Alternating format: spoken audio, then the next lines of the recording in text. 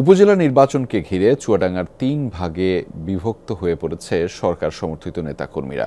Chairman পদপ্রার্থী ৩ জনই আওয়ামী লীগ রাজনীতির সাথে জড়িত। এমন পরিস্থিতিতে ভবিষ্যৎ নিয়ে শঙ্কায় সাধারণ কর্মীরা। প্রার্থীরা বলছেন ভোটারদের কাছে গুরুত্ব পাবে ব্যক্তি ইমেজ। 100% কপার কন্ডেন্সারে তৈরি ভিশন ফ্রিজ, তাই গুণে মানে অটুট থাকে বছরের পর বছর। আগামী ২১ মে চুয়াডাঙ্গা সদর উপজেলা পরিষদ নির্বাচনের ভোট গ্রহণ। এরই মধ্যে জেলার talk of the town ৩ chairman প্রার্থী।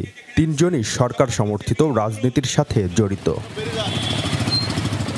৩ প্রার্থীর মধ্যে রয়েছে অভ্যন্তরীণ কোন্দল।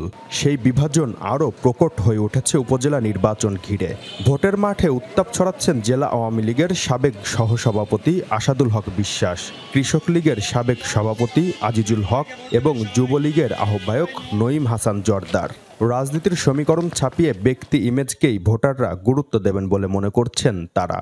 অতীতে আমরা মানুষের পাশে দাঁড়াইছি দেখে আজকে দেখা যাচ্ছে আমাদের বলয়টা শক্তিশালী হয়েছে, এবং সেই কারণে আজকে শুধুমাত্র দল না, আজকে আওয়ামী লীগের লোকও, আজকে যুবলীগের লোকও, আজকে স্বেচ্ছাসেবক লীগ, ছাত্রলীগ সবাই পূর্ণ একটা সমর্থন মনোভাবে হোক আর সরবভাবেই হোক দিচ্ছে।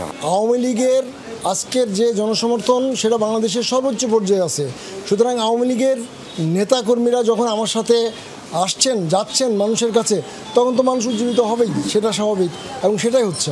বেশি প্রভাব ফেলবে ব্যক্তির উপরে, তার আদর্শ কেমন, তার চরিত্র কেমন, সৎ, এইটার উপরে বেশি, এবং সে আমাদের ইতিমধ্যে আমি যেমন পরীক্ষিত।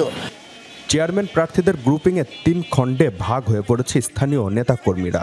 এই বিভাজনকে উদ্বেগজনক বলছেন তৃণমূল কর্মীরা। ৩ জন আওয়ামী লীগকে ভাগ করে ফেলেছে। আওয়ামী লীগের যারা সিনিয়র নেতা যারা আছে তারা ৩টাকে ভাগ করে ফেলেছে।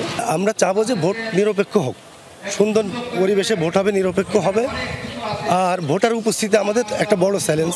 আমরা তরুণ যে প্রার্থী আছেন তার দিকে সাধারণ ভোটারদের আগ্রহ আমরা বেশি দেখতে পাচ্ছি।